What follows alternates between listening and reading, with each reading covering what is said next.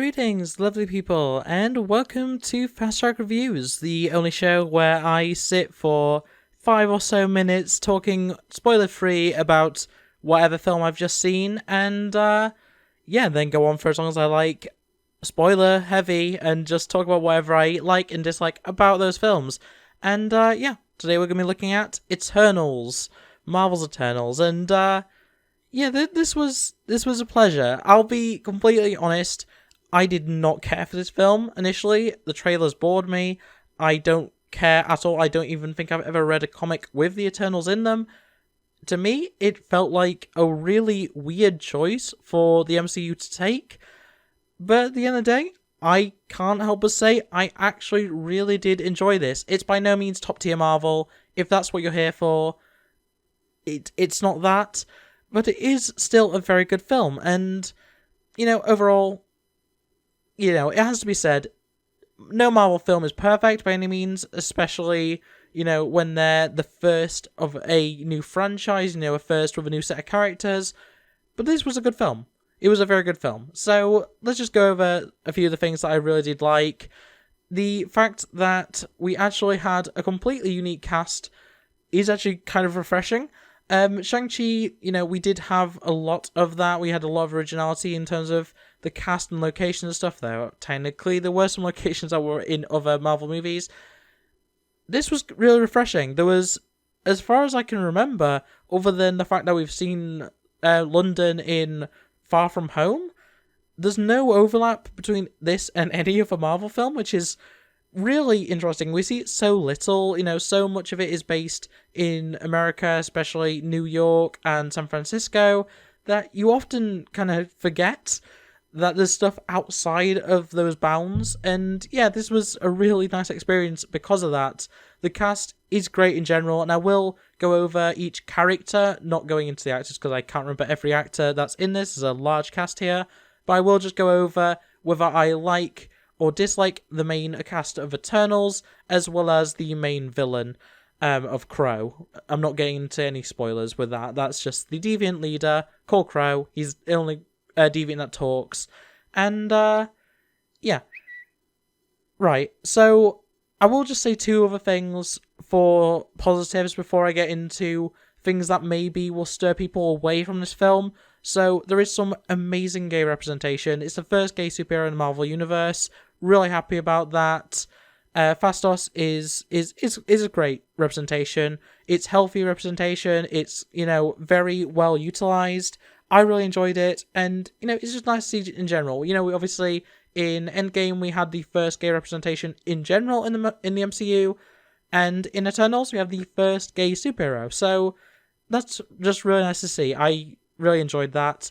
And then we also had the first, I believe, correct me if I'm wrong, a representation of someone with a actual physical disability, or a disability in general, I suppose, with, I think it's Makari? Yeah, Makari, who is mute. And there's a lot of sign language in the film, which is really good. I'm not fluent in sign language, but I know a lot of sign language, so it's always nice to see more and more of that be represented in media. It's just a nice thing. I really enjoyed both of those. It's some really good representation. It doesn't feel forced. I don't think it's from the comics. I don't think that either of those characters have those traits in the actual comics, but nevertheless, really good to see. I really did enjoy just both of their scenes are really well done. I can't complain about that. And in fact, I'd say as a whole, this film is just really well made. It looks great. The action scenes are amazing. I would actually say the action scenes are a highlight. They're up there with, well, I guess I don't want to say they're up there with things like Shang Chi, which I praised for just having amazing martial arts. It's a very good film. It's a very good overall package with some really good elements. Cinematography is great. The script is really good. There was not a cringe-worthy moment, which honestly I was expecting something at some point, but there was not anything where I was like, oh, why did they write that? Which, I've been doing the reviews or the thoughts videos on the new series of Doctor Who, and oh boy, that's been a train wreck. But this has been fun. I've really enjoyed this, and it is refreshing to have something that doesn't at all even touch upon sort of the cringe culture side of modern memery and stuff. And I know that seems like a weird complaint or a weird, appraisal of this film for the Marvel Cinematic Universe, but there are definitely moments. I mean, Shang-Chi had a few of them where it was just kind of meme culture, and it's kind of cringy. A lot of it's outdated. So, this film, Eternals, did a really good job of just avoiding that completely. I really enjoyed it. I thought it was really good. However, moving on to a few things that I just didn't really care for. I personally think the Deviants aren't a good enemy faction. We've seen a lot of enemy factions within the MCU, and by no means are they a terrible faction. I thought they were pretty good overall, but it's not. The stakes aren't that high against them, mostly because we see so many of them fall, and they're never in big enough numbers for you to look at them and be like, oh, they're an actual threat. The Chitauri, they're weak, but there's so many of them.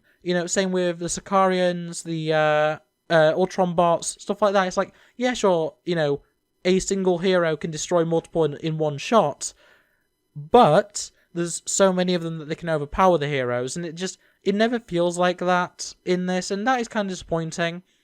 Otherwise, I am leaning a little bit into spoiler territory, so if you are really against that, just skip ahead about 20 seconds, 30 seconds or so, and yeah, that's your warning. I'm going to say it in 3, 2, 1. This is another evil Superman story, and that's kind of annoying. I've had enough of that kind of story, and quite honestly, I wasn't expecting it to happen. And, normally something refreshing is good. Normally something happening out of the blue is good. But it wasn't something that I personally wanted to happen, nor is it really something I think was needed for the story. But at the end of the day, it's not a major issue. I didn't hate it, and, it didn't come out of nowhere necessarily. It was built upon throughout the film. I just don't think it was needed. But really, that's all I can really say for negatives. Without getting into proper spoiler territory, I will just quickly, as I say, go over each of the characters and just say whether I liked them or didn't. Overall, in the entire film, we'll just go through the Eternals first. Ajak, I liked her. She was good. Icarus, I thought he was really good. Really good. I enjoy a lot of his scenes. Very strong actor. The casting, phenomenal. With Fina, Angelina Jolie. It's Angelina Jolie. I can't complain. There's nothing bad I can say about this character. Fina was great. Cersei, really well done. One of the biggest stars of this film, in my opinion. One of the biggest takeaways from this is that, Cersei is just phenomenal. Gilgamesh, great character, has a really nice subplot with Fina. Really did enjoy that. Druig, I didn't love him. I'll be honest. Druig is a very hit-or-miss character.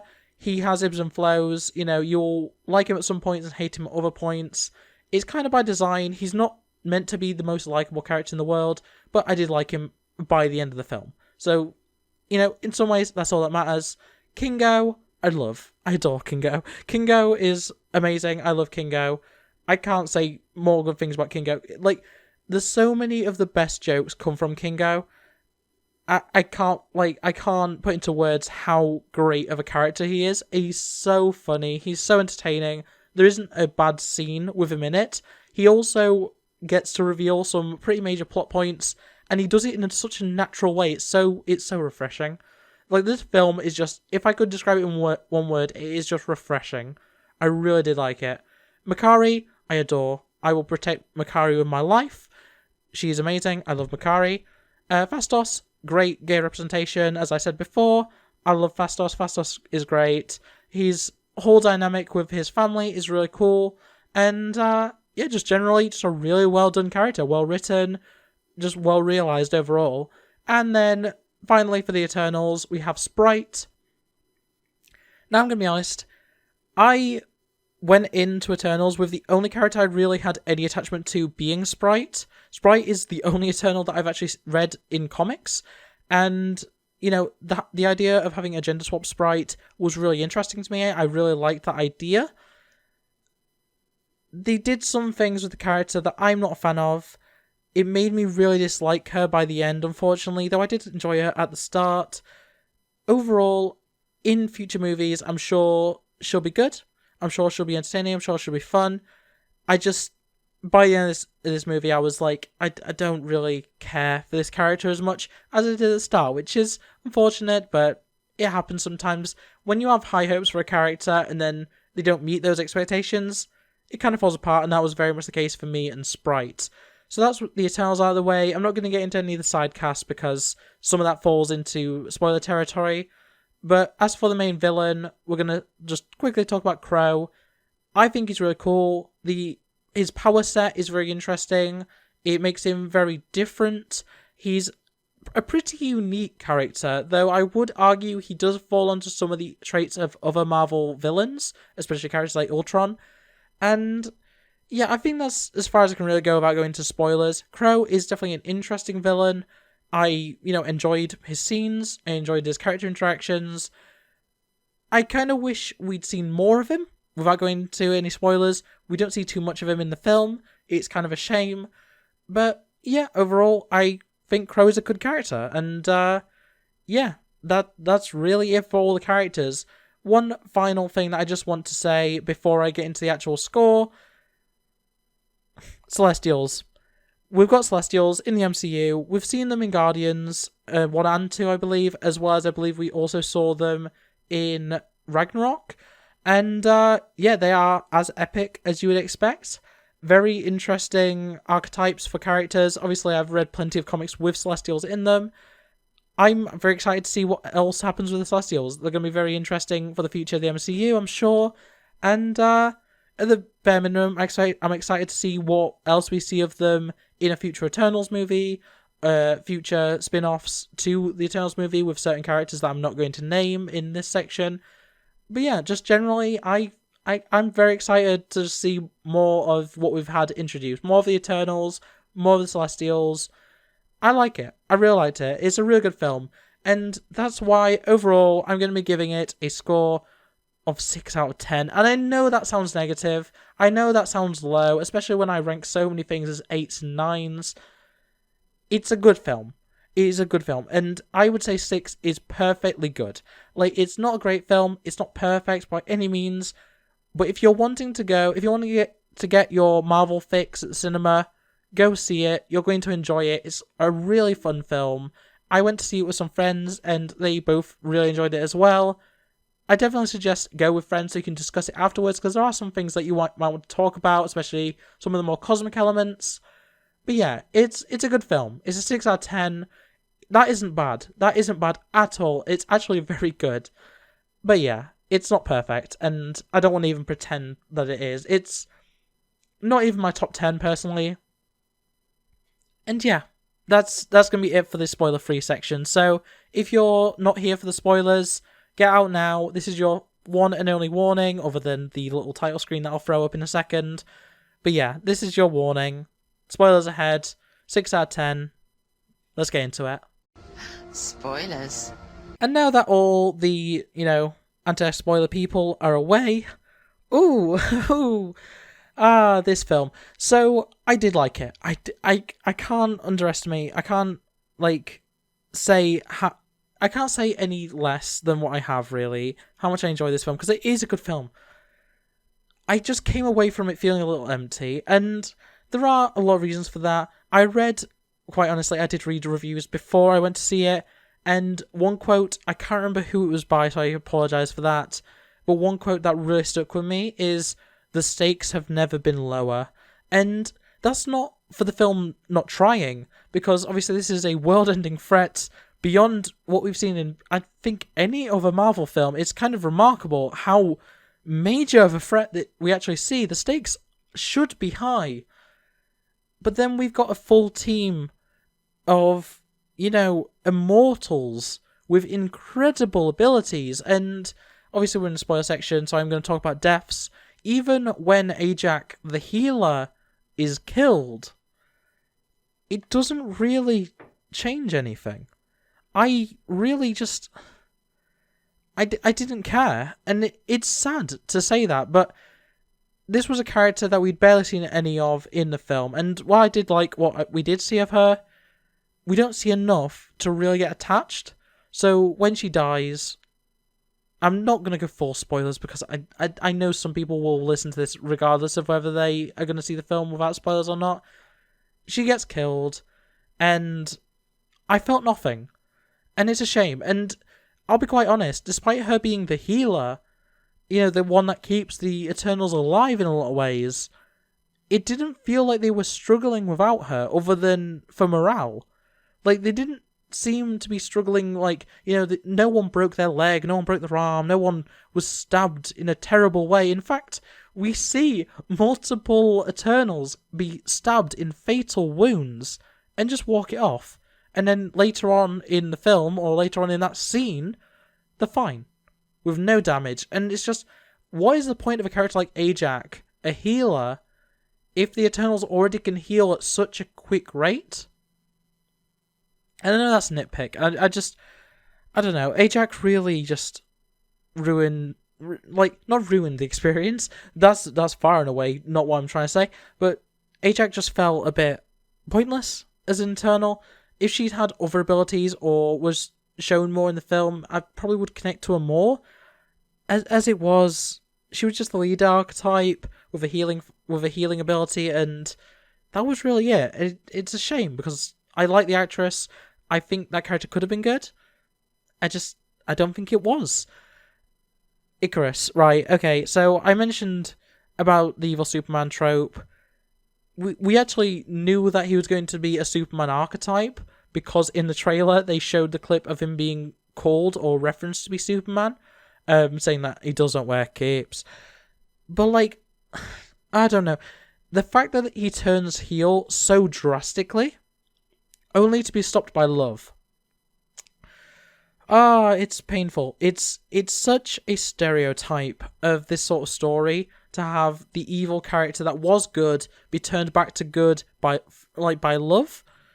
And I will say one thing about Icarus, that I did actually like with that archetype is that they didn't just go with the whole, oh, he's forgiven, we move on, we accept him back into the group. No, he flew himself into the sun. He's dead. He's beyond, Thanos said no resurrections this time. Yeah, Icarus is not getting resurrections this time. Though I will say on that note, I did really enjoy the fact that his name is Icarus, obviously. The story of Icarus flying too close to the sun. He dies by flying too close to the sun, quite literally. And I really did enjoy that. That was a really nice little addition. Especially on top of the fact that, we're told that Sprite made up that story in Athens, I think. That was a really, really fun little thing. I'm trying to think of other major things I really want to talk about, because I'll be honest, I'm really just wanting to get to the post-credits because they are phenomenal. As I said, Fastos having the being gay representation was phenomenal. I loved that. The fact that he was so obsessed with advancing humanity at a rapid rate, and then he helped the nuclear bomb or nuclear power. I can't remember which one it is now, but he helped with it. And when he saw what that technology was capable of, it ruined him. And it made him kind of turn away from humanity.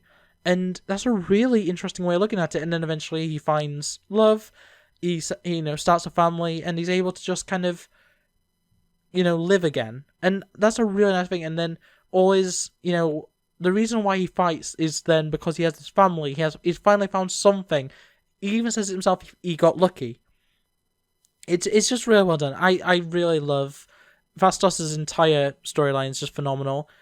Fina and Gilgamesh share a really nice plot line, where Fina is infected with this memory issue where she can kind of remember her past lives, and it makes her really dangerous. Gilgamesh essentially sacrifices his own ability to live his life, so to speak, in order to just look after her, and it's a really sweet subplot. I really did enjoy that.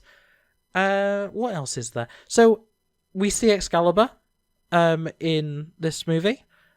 Obviously, it's a direct reference to a lot of things in Marvel, but specifically Excalibur, the X-Men team, Captain Britain, and I'm Shadowcat. I'm really struggling for names. Megan.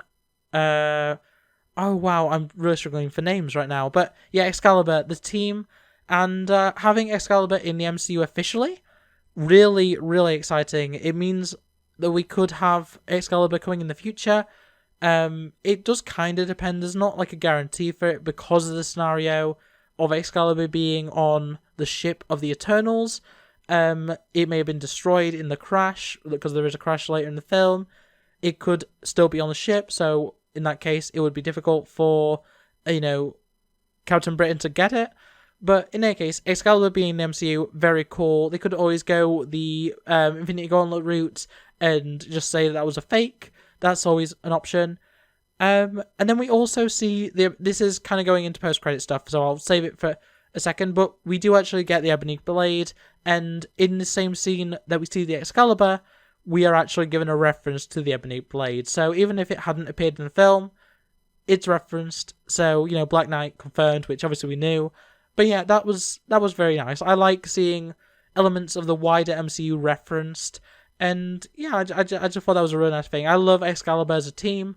And it's just great to finally, kind of have confirmation of mutants in more than just having a character called Big Bear in Black Widow and stuff. So, yeah, right. You know what? I've held it off for too long. Post-credit time. Post-credit 1. Pip the goddamn troll, guys. Pip the goddamn troll. If you don't know this character, he's a degenerate troll character. He just drinks and fucks and all the other degeneracy. He's amazing. I love him. He's one of the best characters. I'm not even joking. Like, I love Pip the troll. He's so good. And, yeah. And, of course, where Pip goes, Eros is soon to follow. Star Fox, played by Harry Styles, of all people. I don't think I've ever seen anything with Harry Styles in it. Obviously, I know him from One Direction, and his solo career, I suppose, as well. I don't think I've ever seen him in a film. The brief cameo that he made in the post-credits, I thought he acted well. I'm very excited for Thanos' brother to make an appearance, so that's very, very fun. Just Star Fox in general. Once again, a degenerate character. Not typically an Eternal, I don't believe, or maybe... No, he is an Eternal because Thanos is an Eternal with a deviant gene, if I'm getting that correct. But yeah, so excited to have Star Fox. He's such a cool character to me. I love him and Pip. They are so good. And honestly, just having them in the MCU, it's Howard the Duck levels of, like, yes, this is niche that I wanted. And, yeah, I didn't even think about, when Eternals were announced, I didn't even think about the fact we could be seeing them, because they are so heavily connected to Eternals. Obviously, I know them more from their solo series, but yeah, having them in the MCU now, especially with such a big... Well, Pip is... Oh, I can't remember his name. The guy who voices MODOK in the MODOK series. I cannot remember his name for the life of me. But yeah, they are such a, star-studded duo of cast members. I'm so excited to see more of them. I don't know whether we'll see them next in Eternals, or if we'll see them sooner than that in something else. I'm hoping for something else just because that'd be interesting. But yeah, I'm so excited for Star Fox. Like, Star Fox is great. I'm just imagining all the degeneracy that the Star Fox and Pip are gonna get on if they can meet up with Howard the Duck. That would be otherworldly in a literal sense. That would be amazing. I'd love to see that. And hopefully it does. Guardians of the Galaxy, Wide and Wonderful World, Volume 3, could have Star Fox cameo. You never know. I do hope so. I really want to see that. And then that brings us on to Post-Credit 2, which is, I think, lore-wise, the more interesting of them. We see Black Knight, played by Kit Harington? Is that Harrington? I can't remember. Jon Snow from Game of Thrones, anyway. Who's playing the Black Knight. And, yeah. He opens a crate from his uncle, the previous Black Knight. It has the Ebony Blade. The Ebony Blade is such an important relic of the Marvel Universe.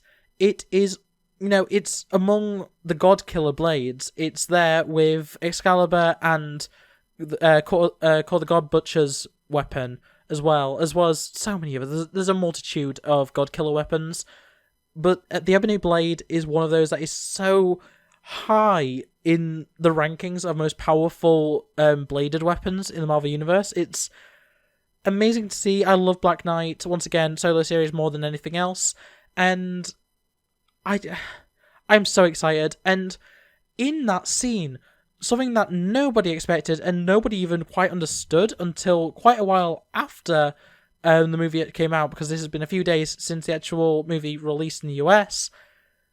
I can't even quite believe it yet, and I've seen the film. We get our first appearance of Blade, and obviously this is the new Blade. I cannot remember the actor's name, unfortunately, which I do apologise for, but we hear his voice as Kit Harington, whatever his name is, Jon Snow. As Jon Snow is touching the Ebony Blade, we hear Blade. We hear Blade's voice, and that is just... Oh, it's so good. I love Blade. Blade is one of my all-time favourite Marvel Knights, up there with Ghost Rider and Daredevil, though I will admit I'm not a huge fan of Daredevil in the MCU. I'm sorry, I don't really like Netflix shows. But yeah, when it comes to Marvel Knights, Blade and Ghost Rider, top tier of all top tiers. I'm really excited to actually see Ghost Rider in an MCU proper film after Agents of S.H.I.E.L.D. has been decanonized, but that's beside the point. Yeah, having Blade make his first appearance in Eternals is so good, and it probably means that we are going to see Black Knight in Blade. I'm really excited for that. We're probably also going to see Black Knight in Secret Wars, just because he's a major player in that storyline originally. But yeah, I'm really excited for more of this, and I'll be honest, wasn't overly excited because I adore Blade 1 and 2, the original films.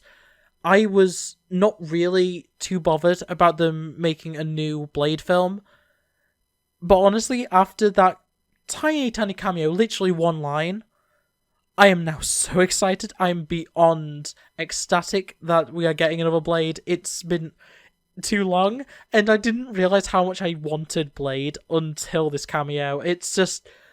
I'm very excited, but at the end of the day, that's why I'm so kind of meh to this film, because it makes me more excited for future films than it does for this film. I honestly could have just watched the post-credits, the 2 post-credits, and I would have been perfectly happy with this film.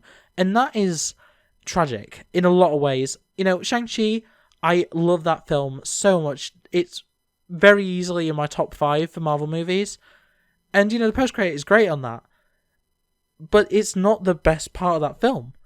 Whereas I look at Eternals, and as much as I like it, as much as I think it's a really good cast, and, the characters are really well done, I enjoy so many of them, the post-credit was the best part. And it pains me to say that, because I don't say that for many movies other than Black Widow, really. But yeah, that's my honest thoughts. And once again, just in case you decided to skip straight to the spoiler section, which I don't know why you would, but my review, my overall score is 6 out of 10, 3 stars out of 5, and yeah, it's not top 10. And that pains me to say, because I really am excited for what comes from Eternals. But yeah, it's definitely one of those films where you could definitely skip out on it and not really lose out on too much overall world building. There are definitely some things that are going to come from Eternals, but compared to something like Shang-Chi and Black Widow, it's not really that heavily connected into the wider universe. You could very easily skip this and not worry about it at all. I wouldn't recommend it. I would actually say, if you're a fan of Marvel, watch Eternals. Not necessarily need to go and see it in cinema, but if you've got Disney Plus, if you've got a Disney Plus subscription, you'll be able to watch that as soon as it comes out. So yeah, I definitely suggest watching Eternals at some point. I don't necessarily recommend actually seeing it in cinemas though. So In any case, that's going to be it for this review. So I hope you enjoyed it. If you did, make sure to like it, subscribe down here, and ring that bell so you never miss an upload. All that other YouTube nonsense that you know and love. But yeah, that's going to be it for this. And yeah, I hope to see you next time.